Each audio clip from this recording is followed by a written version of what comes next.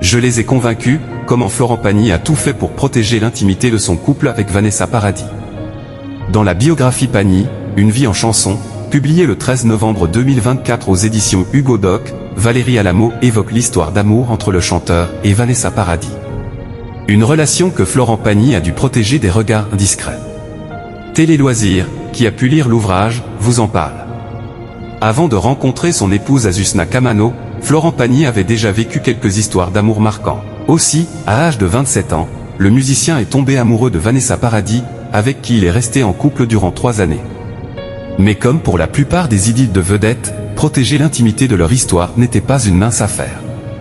Publié le 13 novembre 2024 aux éditions Hugo Doc, la biographie Pagny, Une vie en chanson, rédigée par Valérie Alamo et que Télé Loisirs a pu lire, revient sur cette période. Comment Florent Pagny avait-il tenté de préserver l'intimité de son couple avec Vanessa Paradis? À 27 ans, Florent Pagny rencontre Vanessa Paradis, qui est pour sa part âgée de 15 ans seulement. Le couple s'installe ensemble en 1989 et décide de cacher cette histoire d'amour au grand public. Certains journalistes sont au courant, mais le fait que Vanessa Paradis soit mineure protège a priori le couple d'éventuelles publications de photos dans la presse. Cependant, les choses changent en 1990, quand la chanteuse est couronnée artiste-interprète féminine de l'année aux Victoires de la musique. Florent Pagny accompagne la lauréate sans pour autant figurer sur les photos de l'événement. Malgré tout, les journalistes remarquent la romance que partagent les deux chanteurs. Finalement, après 2 ans de secret, le public a vent de l'histoire. Face à ce constat, le couple décide de s'exposer davantage en posant pour des photographes, mais refuse cependant d'être traqué par des paparazzis. Dans une interview accordée à France Inter le 21 décembre 1990, Florent Pagny déclare « On ne peut pas renier notre histoire.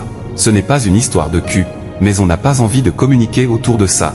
Ça bouffe la vie, ça enlève la liberté. Il y a suffisamment d'artistes qui apprécient de développer sur leur vie privée pour foutre la paix à ceux qui n'en ont pas envie. » Il est arrivé, cependant, que pour préserver leur intimité, Florent Pagny doit intervenir en personne auprès des médias. Le chanteur explique dans l'émission Ce soir ou jamais, « Combien de fois suis-je allé voir des rédacteurs en chef pour leur demander de ne pas publier certaines-unes avec des photos volées de notre couple. Je les ai convaincus en faisant vibrer leur corde sensible, en leur disant qu'on était vraiment amoureux, qu'on le vivait sainement, et que l'on n'avait pas envie de se servir de cet amour pour faire notre promo. Au nom de cet amour, je leur ai demandé de nous laisser tranquilles, et quelquefois ça marchait. » Florent Pagny et Vanessa Paradis, l'histoire de leur relation. Quand Florent Pagny fait la rencontre de Vanessa Paradis, le chanteur vient de recevoir la victoire de la révélation masculine de l'année. Pour la chanteuse, ce n'est pas la même histoire. Malgré son tube Joe le taxi, vendu à plus de 3 millions d'exemplaires, Vanessa Paradis subit au début la raillerie du public et des professionnels de la musique.